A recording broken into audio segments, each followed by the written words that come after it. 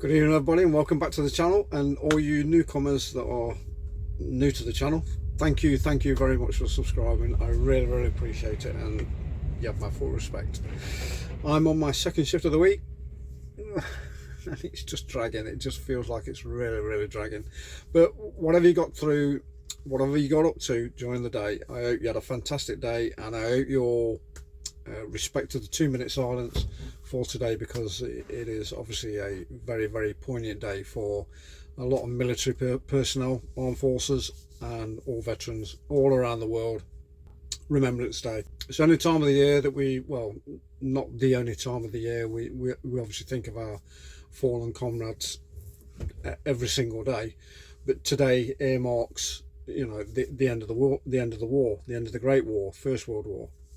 But obviously we remember both wars and every other war that has happened since, the Gulf, Falklands, and so on and so on. For those many men, boys, some of them were kids that paid the ultimate sacrifice to give us the liberties and the freedoms that, you know, that we have today.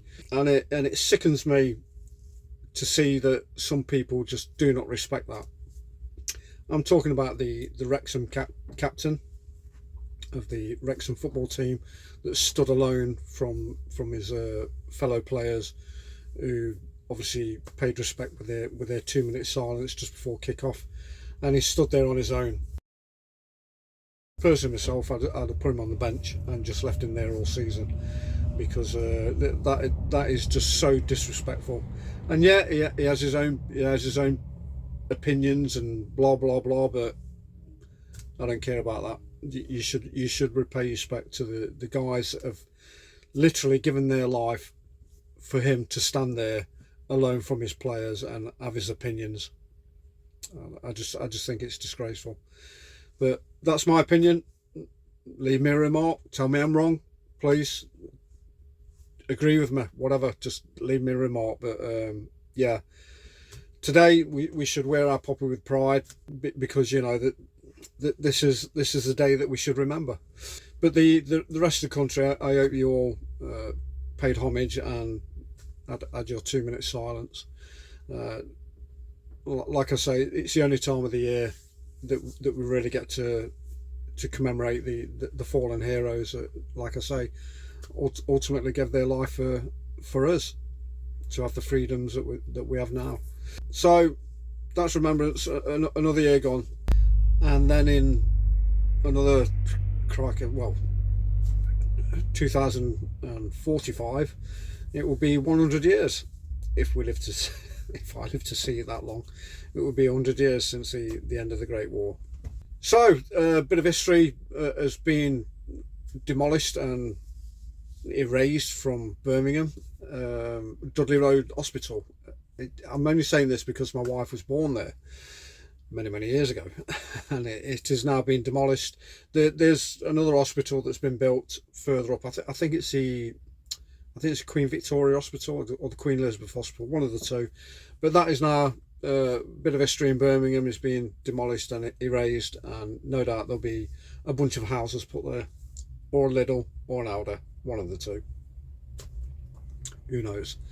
But yeah, that's our last only told me that tonight, because obviously it's very, you know, that's where she was born, so that's why she mentioned it. A lot of other things going off in Birmingham, a lot of stabbings, a lot of shootings going off. It's a bit like America, and no doubt that's all gang related, and it seems to be happening quite often, to be honest. Yeah, it's a shame.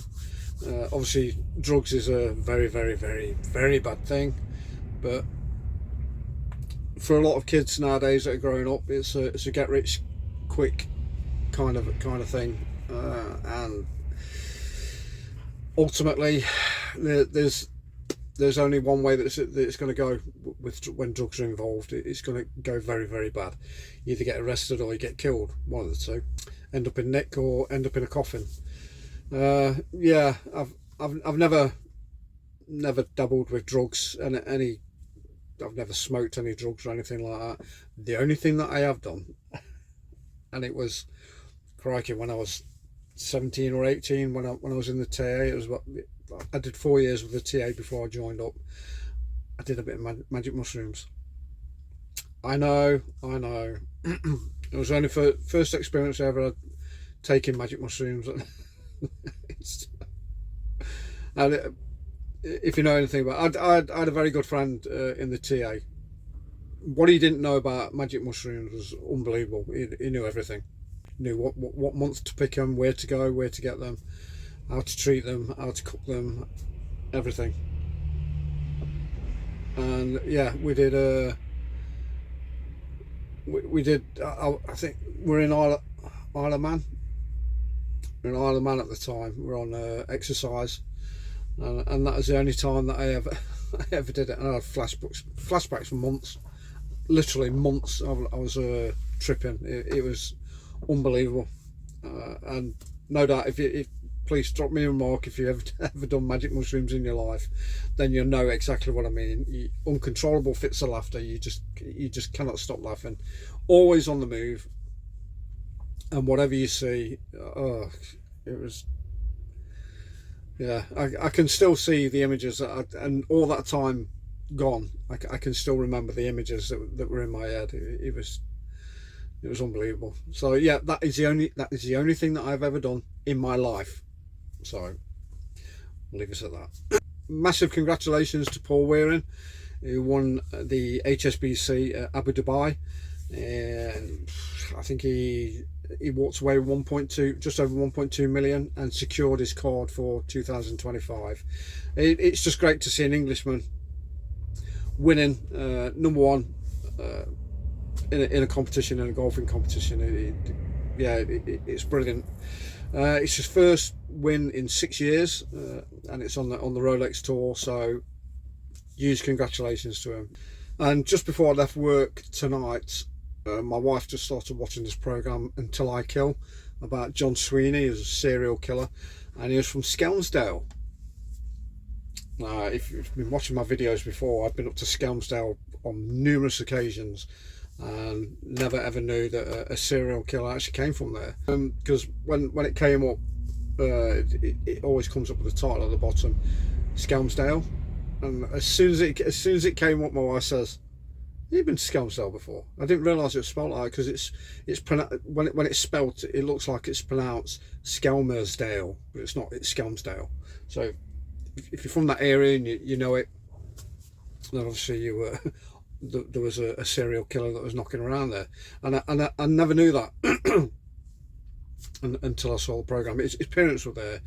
I don't know whether he was born there or not. I really don't know, but his parents lived there. But yeah, it was uncanny to see the name Skelmersdale coming up, because the only time I ever see it is on a big rock when I'm passing it. You wouldn't expect it to see it on TV, and knowing that that there was a killer that was actually living there. So yeah, that was a bit bizarre. So yeah, it's a good program.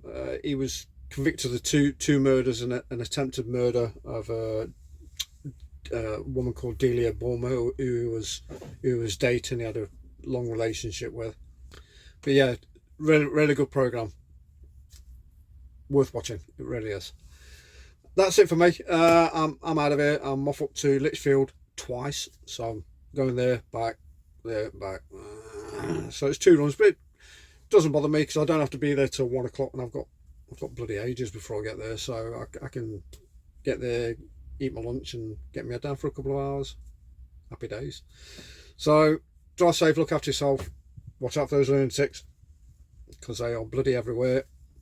Like, subscribe, please. Leave me a comment on anything that I've covered tonight, and I will see you for my 3rd shift tomorrow. Take care, guys.